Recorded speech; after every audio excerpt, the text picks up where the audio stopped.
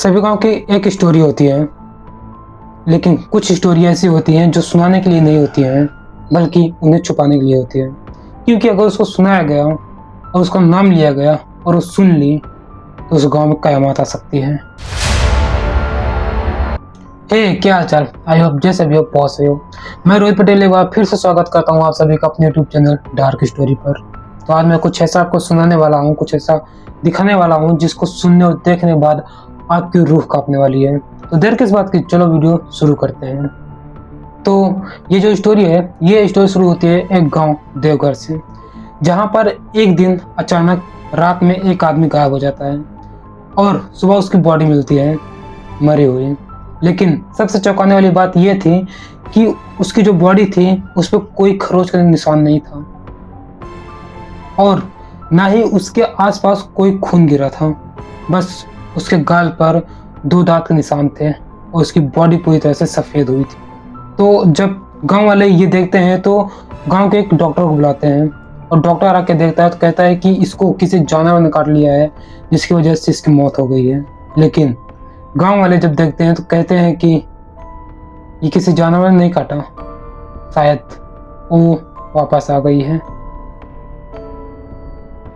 और ऐसे ही लगातार 15 दिन में 3 मौतें होती है। और अब आती है अमावस की रात। रवि, जो कि उसी गांव का एक लड़का है जिसकी एज लगभग 24-25 साल है, और उसको इन सब पे कोई बिलीव नहीं है। भूत प्रेत आत्मा पर इन सब पे कोई बिलीव नहीं है, वो इन सब को अंधविश्वास मानता है।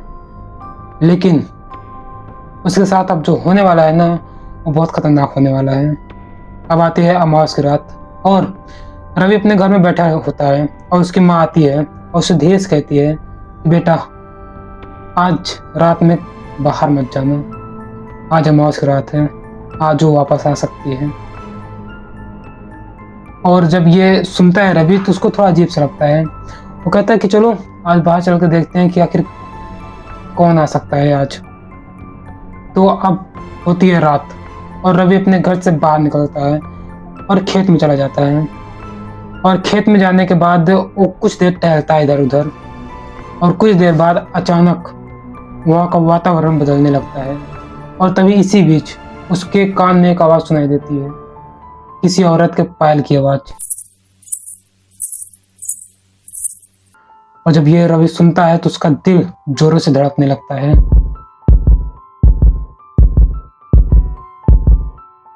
और ये सुनकर वो पीछे देखता है रवि और उसे एक औरत दिखाई देती है जो लाल साड़ी पहनी हुई थी, लंबे बाल थे और उसके बाल इतने लंबे थे कि वो जमीन को छू रहे थे। और उसका जो पैर था वो जमीन पर नहीं था, वो जमीन से लगभग 2 इंच ऊपर था। मतलब वो जो औरत थी वो चल कर नहीं आ रही थी, वो उड़ के आ रही थी। और जब अब ये रवि देखता है तो उसका दिल फिर एक बार बहुत तेज से धड़कने लगता है और मानो कि उसकी आत्मा बाहर आ गई हो। अगर तुम उसकी जगह होते तो तुम कैसा महसूस करते, जैसा तुम महसूस करते सेम ऐसा ही रवि उस टाइम महसूस कर रहा था। और ये देखने के बाद रवि इतना ज़्यादा डर गया था कि क्या ही बताऊं। और तभी उसके कान में एक आवाज़ आती है, तुम्हारा खून गर्म है ना। और जब ये रवि सुनता है तो मानो उसकी जान निकल गई। और सुबह रवि की बॉडी उसी खेत में मिलती है और सेम जैसे 3 मौत हुई थी, सेम उसी तरह उसकी भी मौत होती है। बॉडी पूरी तरह सफ़ेद, गालों पर 2 दांत के निशान, गहरे निशान, बस। और ये देखकर जो वहाँ के गांव वाले थे, वो गांव के पंडित थे, उन्हें बुलाते हैं और पंडित जी आते हैं और जब बॉडी को देखते हैं ना तो वो भी हैरान हो जाते हैं। कहते हैं वो वापस आ गई है, अब वो किसी को नहीं छोड़ेगी। तो वहाँ के जो गांव वाले थे वो पूछते हैं कौन आ गई वापस, कौन नहीं छोड़ेगी। तब बताते हैं पंडित जी की आज से लगभग 200 साल पहले एक इसी गांव में औरत थी जिसका नाम था काली बाई। गांव वालों ने उसके ऊपर ये इल्जाम लगाया कि वो तंत्र मंत्र जादू टोना करके लोगों का खून पीती है और इसी वजह से उस औरत को इस गांव में जिंदा जला दिया गया। लेकिन वो औरत मरते वक्त इतना बोल के गई थी कि मैं वापस आऊंगी, और तुम्हारी नस्लों को खत्म कर दूंगी। और वो अब रक्त पिशाचिनी बन के लौटी है। अब इसके आगे की स्टोरी जो है ना बहुत डिस्टर्ब होने वाली है, तो प्लीज इसके आगे की स्टोरी अपने रिस्क पे देखना। तो वहाँ के जो गांव वाले थे वो पूछते हैं कि क्या इसका कोई इलाज नहीं है, क्या हम इसको ठीक नहीं कर सकते हैं। तो वहाँ के जो पंडित थे बोलते हैं कि हम इसे ठीक कर सकते हैं, लेकिन अभी नहीं, आने वाले अमावस की रात में।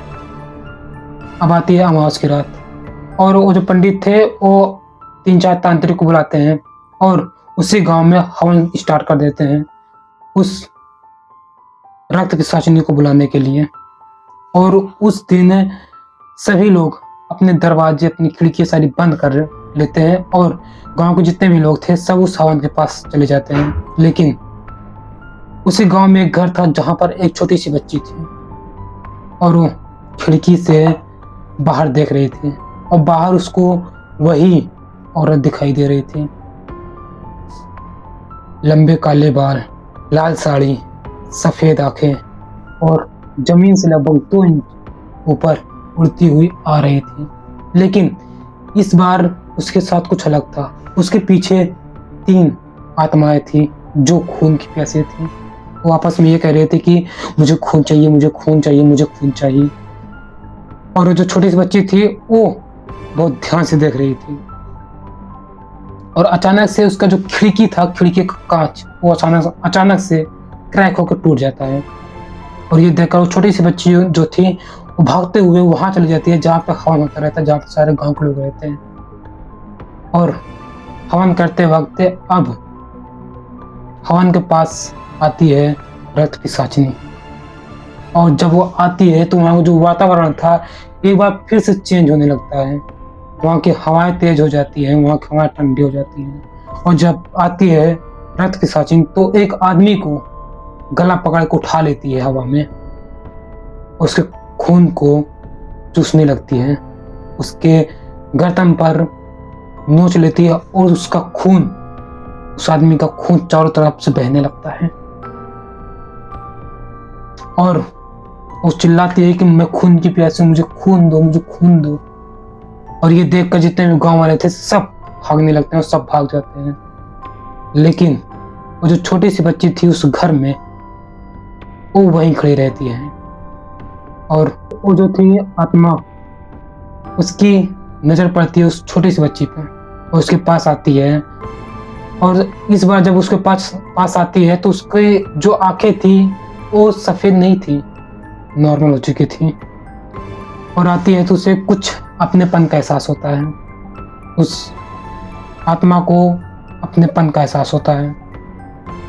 और उस बच्ची के पास आती है, उसका हाथ देखती है, उसके हाथ में एक टैटू बना था जिसको देखकर वो जो आत्मा थी उसको अपनेपन का एहसास होता है। और अब होती है सुबह, और सुबह होने के बाद वो जो छोटी सी लड़की थी वो वहीं खड़ी रहती है। लेकिन इस बार वो नॉर्मल नहीं थी, उसकी आंखें काली हो रही थी, धीरे धीरे काली हो रही थी। और वो जो रक्त पिशाचिनी थी वो छोटी सी बच्ची के कान में कहती है, अब मैं जा रही हूँ, अब तुम्हारी बारी। और वो रक्त पिशाचिनी वहां से चली जाती है और उस छोटी सी बच्ची के अंदर आ जाती है। और जब गांव वाले देखते हैं तो वो जो छोटी बच्ची थी वहीं खड़ी थी, उसकी आंखें धीरे धीरे काली हो रही थी। लेकिन इस बार उसकी जो परछाई थी उस छोटी सी बच्ची की वो नॉर्मल नहीं थी, मूव कर रही थी, मानो कि उसके अंदर कोई आत्मा हो, उसकी परछाई मूव कर रही थी। और जब गांव वाले ये देखते हैं तो एक बार फिर से सहम जाते हैं और फिर से उस गांव में मौत का तांडव शुरू हो जाता है। तो वीडियो कैसी लगी? वीडियो अच्छी लगी तो वीडियो को लाइक करो एंड चैनल को सब्सक्राइब करो। और हाँ, अगर आपके पास भी ऐसी कोई हॉरर मिस्टीरियस स्टोरी है तो दिए गए जीमेल पे आप मेल कर सकते हो। तो मिलते हैं अगले वीडियो में, तब तक के लिए जय श्री राम।